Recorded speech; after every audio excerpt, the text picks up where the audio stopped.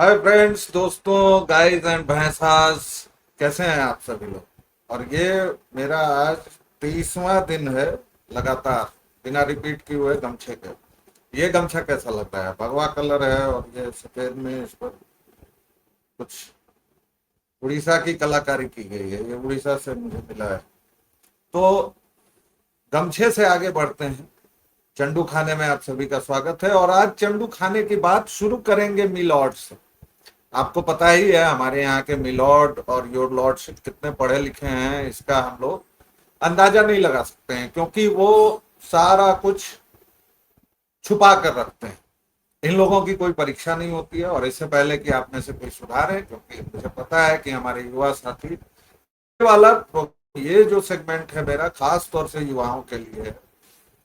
बड़े भी सुने, उसमें मना ही नहीं है, लेकिन मैं चाहता हूं कि ये ज्यादा से ज्यादा युवा सुने।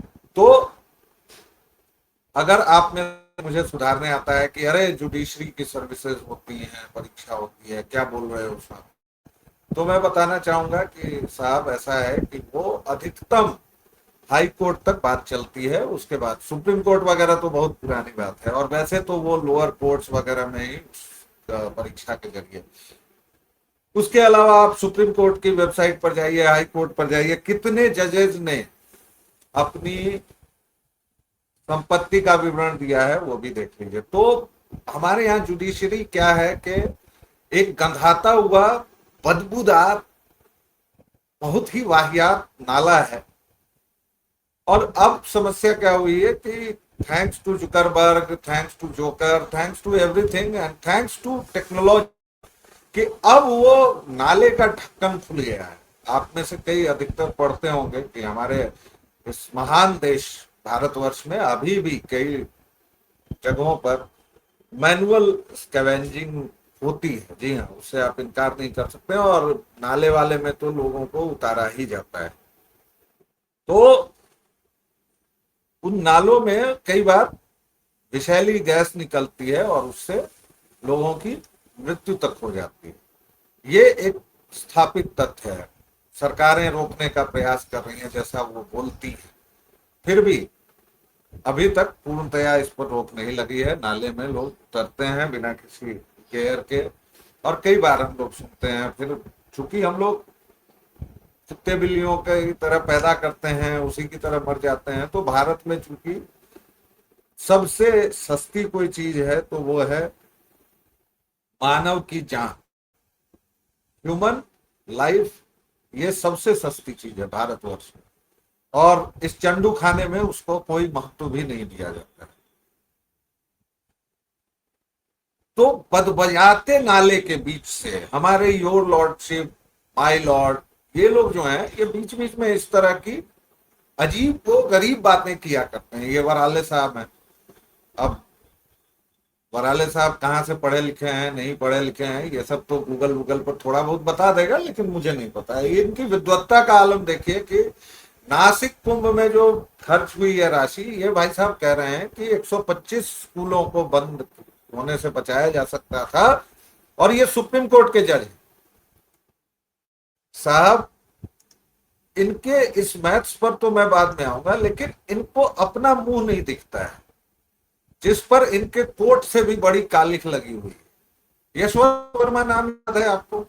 मैं तो कहीं नहीं जाता हूं, मैं तो बस यशवंत वर्मा को देखता हूं और मैं कहता हूं कि जुडिशरी का कोई आदमी बोलने की हिम्मत कैसे करता है? चुल्लू भर पानी में वो डूब क्यों नहीं मरता है? क्योंकि सुप्रीम कोर्ट ने यशवंत वर्मा को बचाया, इस बात में कोई संदेह है ही नहीं। आपने एक चोर जो आपके घर में चोरी करता है, मान लीजिए मैं, मेरा परिवार चोरों का है और मैं ही कहूं कि चलिए चोरी के लिए हम आंतरिक जांच कमेटी गठित करें, सुप्रीम कोर्ट वही कर रहा है।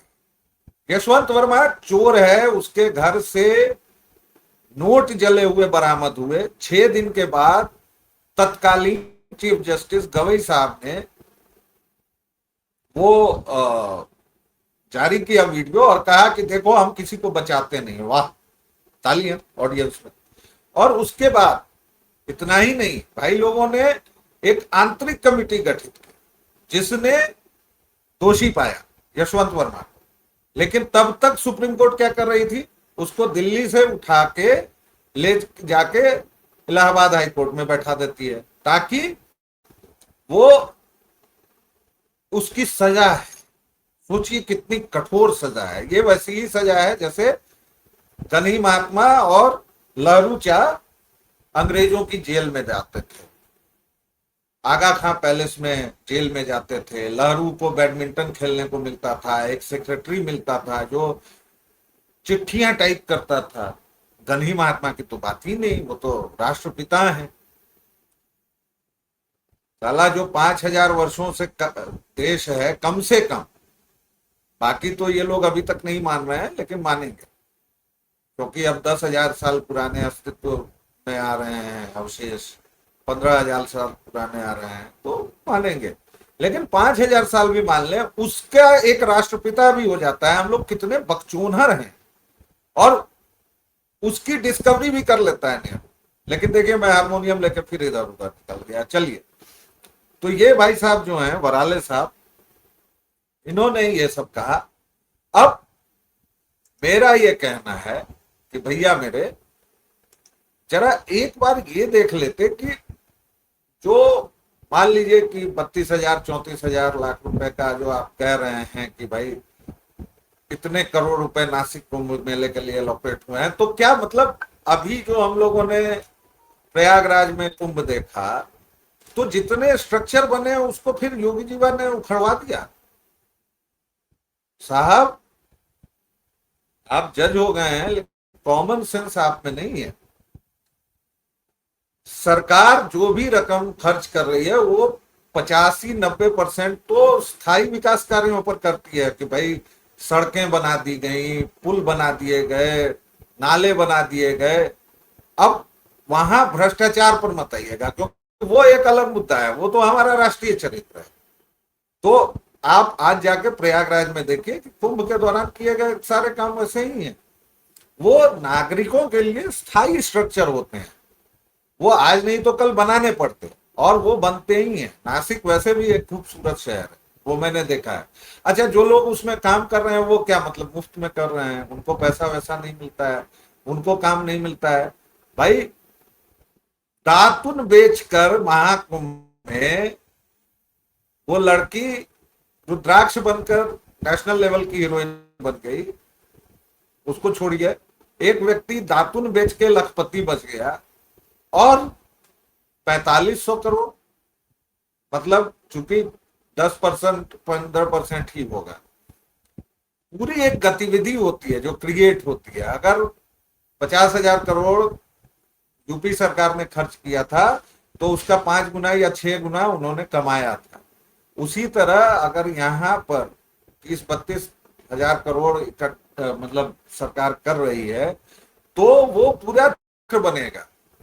फिर आप नासिक एक छोटा सा शहर है, बहुत बड़ा नहीं है, उसमें इतने ज्यादा पैसे नहीं खर्च हो सकते थे, या इतना ज्यादा गतिविधियां वहां नहीं होती। लेकिन समस्या वही है कि आपको प्रॉब्लम न उससे है न ही अर्थ से है। मतलब आपको केवल और केवल हिंदू धर्म को गाली देनी है, हिंदू धर्म को नीचा दिखाना है। इसलिए जज साहब आप ये करते हैं। आपके लिए मुझे मन में बस एक ही ये आता है श्लोक कि बिनु सत्संग विवेक न होई, राम कृपा बिनु सुलभ न सोई, सठ सुधरई सत्संगति पाई, पारस पर घात सुहाई। मतलब कि बिना सत्संग के विवेक नहीं होता है। जैसे हमारे राहुल विंची हैं, और राम की कृपा के बिना तो सत्संग मिलता ही नहीं है, जैसे आप हैं वराले साहब। शठ सुधरई सत्संगति पाई, मतलब नीच से नीच व्यक्ति, घटिया से घटिया आदमी सत्संगति अगर उसको मिल जाए, सत्संग मिल जाए, तो वो सुधर जाता है, वो अच्छा हो जाता है। जैसे पारस पत्थर के स्पर्श मात्र से लोहा भी सोने में बदल जाता है।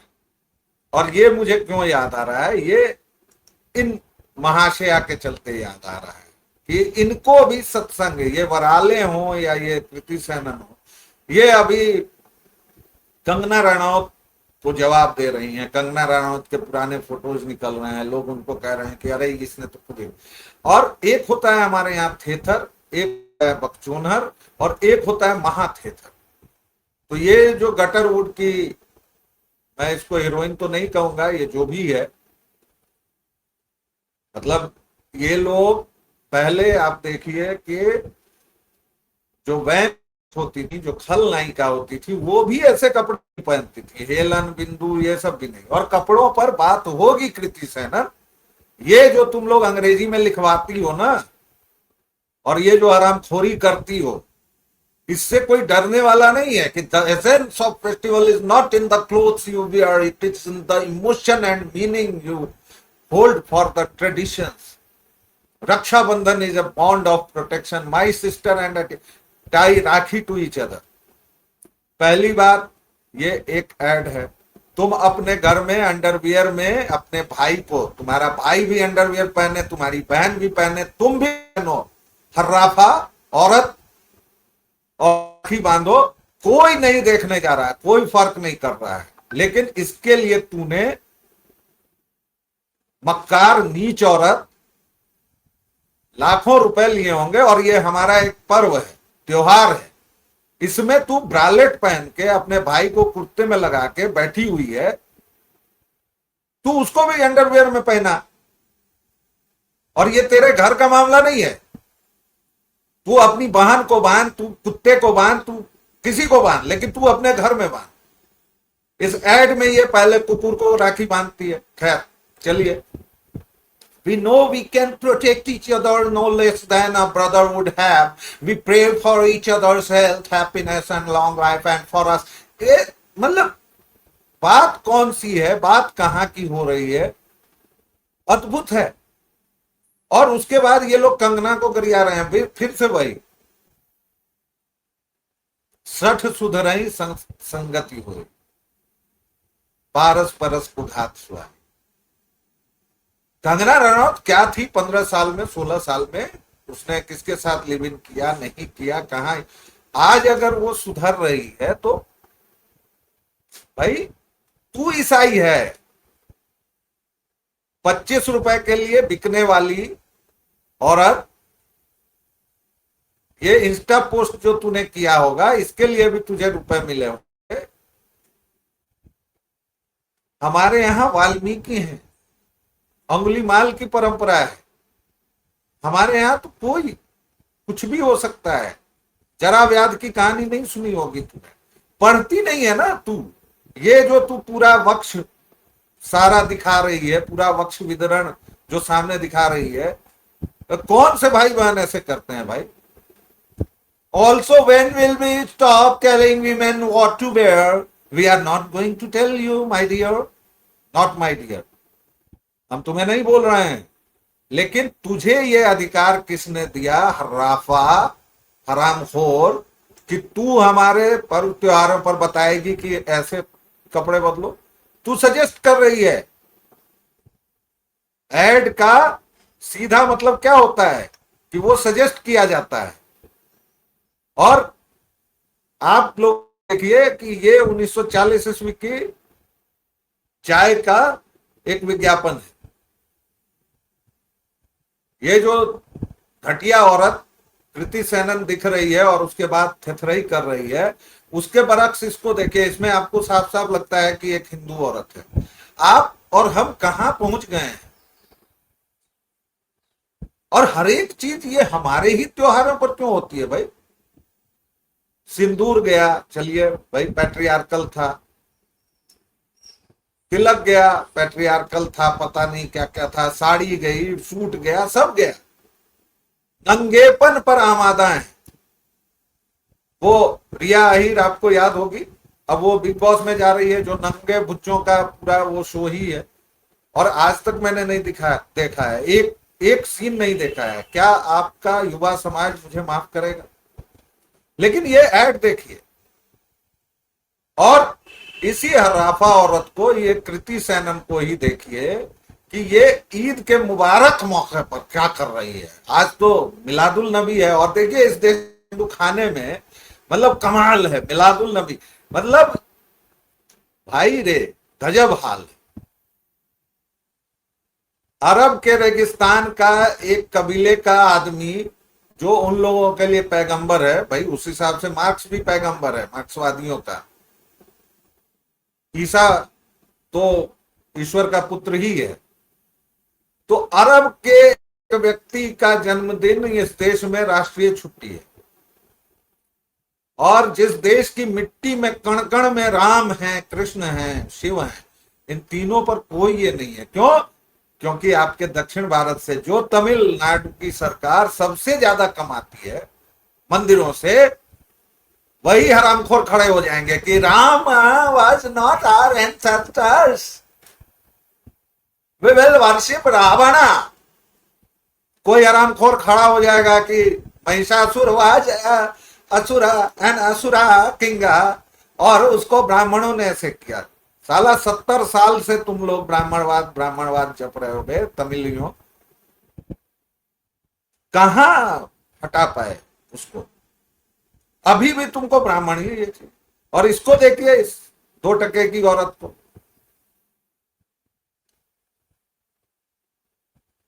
आप सामने देखिए ये लोग क्या कर रहे हैं, कैसे कर रहे हैं। इसलिए मैं कह रहा हूं कि हमने क्या क्या खो दिया है, हमें समझ में नहीं आता है। और चलते चलाते एक और महान बात, आज जो ये स्वर्ण रजत मवाद निकल रहा है ना, ठीक है, मैंने हमेशा से कहा है कि मैं आरक्षण का विरोधी हूं, सख्त विरोधी हूं। किसी भी तरह का आरक्षण कहीं नहीं होना चाहिए। आप शिक्षा मुफ्त दो, आप एक एक बच्चे को पकड़ के जबरदस्ती उसके माँ बाप को कड़ी से कड़ी सजा दो अगर वो नहीं भेज रहे हैं, आप उनको पैसे दो। लेकिन ये आरक्षण क्या है? वैसाखी क्यों देनी है? तो आप आरक्षण मत दो। लेकिन ये जो चल रहा है ना आरक्षण हटाओ आंदोलन के नाम पर, उसकी परिणति यहां आओ, इसको जिताया है लोगों ने। अच्छा, मजे की बात यह है कि इस टेंट कनात वाले ने, सामियाने वाले ने आज ये बात नहीं कही है, ये 2023 का इसका बयान है। भूमि और पूंजी में ये हिस्सेदारी करेगा तब ये अल्पसंख्यक समाज को देगा, यानी मुसलमानों को देगा। और ये पाड़े है। आप कैसे नेता बनाना चाह रहे हैं, कैसे लीडर्स चुन रहे हैं, आपको खुद नहीं समझ में आ रहा है। आप एक गलत बात का विरोध करते करते, आप जातिवाद का विरोध करते करते खुद कितने बड़े जातिवादी हो जाते हैं, आपको पता ही नहीं। इस बात का क्या मतलब, कहां से इसको समझा जाए, मैं नहीं समझ पा रहा हूं। मुझे समझाइएगा, मुझे बताइएगा कि ये जो शिक्षा, भूमि और पूंजी, मतलब इसके बाद तो अगला ये है कि हमारे तमाम हमारे यहाँ जो भी मतलब जिनकी भी संपत्ति है उनका फिर वर्गीकरण होगा, फिर उनका ये होगा और फिर उनको बांटा जाएगा। ये आदमी तो यही कह रहा है, प्रशांत किशोर पांडे। अब इसमें 2 बातें और हैं कि इसको अभी का बयान बना के इसको गिरियाया जा रहा है, जबकि ये 2023 का बयान है। अच्छा, एक चीज और भी दी जाती है, ये तथाकथित फैक्ट चेकर्स बोलते हैं ये अभी का बयान नहीं। अबे तो उससे उस बयान की गंभीरता थोड़े कम हो गई। ये इसने 23 में कहा कि 21 में कहा, इसने कहा तो ये भी एक मतलब चंडू खाना भाई साहब, अद्भुत है ये देश, कमाल है। मैंने आज आपसे 3 घटनाओं पर चर्चा की। एक तो हमारे माय लॉर्ड लोग हैं जिनके चेहरे की कालिख उनके कोट से भी गई बीती है, बदबूदार नाला है। जज साहब, आप ढक्कन उठाइएगा, और जुडिशरी से वाहियात सर्विसेज कहीं की नहीं है। जुडिशरी से गंदा और घटिया कोई भी हमारा अंग नहीं है, एकदम सड़ा हुआ है जिसको निकाल फेंकना चाहिए। आपके 4.5 करोड़ मुकदमे हैं यार, यशवंत वर्मा है, और मैं शुरू हो जाऊंगा तो हो जाऊंगा। आपके यहाँ का एक कोई कहता है कि पेनेट्रेशन जब तक ना हो तब तक दुष्कर्म नहीं है, ऊपर से सहलाना दुष्कर्म नहीं है, छूना दुष्कर्म नहीं है। क्या आप लोगों ने बना रखा है? और आप चले आते हैं ज्ञान देने। अपने घर को सुधारिए भाई बाबू। माई बाप आप लोगों को कहलाने का बहुत शौक है ना, हमें माई लॉर्ड कहो, हमें योर लॉर्डशिप कहो, नहीं तो हम नाराज हो जाएंगे। आप लोगों पर इसीलिए जूते चल रहे हैं, इसीलिए कागज की बारिश हो रही है माई लॉर्ड। और अगर सड़क पर निकलने लगिएगा ना और लोग पहचानने लगेंगे तो फिर और भी बहुत कुछ हो जाएगा। आप बात समझ नहीं रहे हैं, जुडिशरी के खिलाफ कितना गुस्सा है लोगों में, आपको कैसे नहीं पता चलता है भगवान जाने, क्योंकि आप लोग इस दुनिया में रहते ही नहीं है। आप लोग तो भाई खुदा मियां हैं चलते फिरते। कमाल की बात। दूसरी बात हमने उस 2 टके की औरत कृति सेनन पर की, और तीसरी बात 3 छदाम के प्रशांत किशोर पांडे पर की। आज का ये वीडियो कैसा लगा मुझे बताइएगा जरूर। आगे किन विषयों पर हम लोग बात कर सकते हैं वो भी बताइएगा। चंडू खाने की सीरीज आपको कैसी लग रही है ये जरूर बताइएगा। और व्यालोक वाणी पर जिस तरह अपना स्नेह और प्रेम बनाए हुए हैं प्लीज बनाए रखिए। थोड़ी आप लोगों ने इस बीच में मुझे लगता है कमी की है अपने स्नेह में, उसको बढ़ा दीजिए।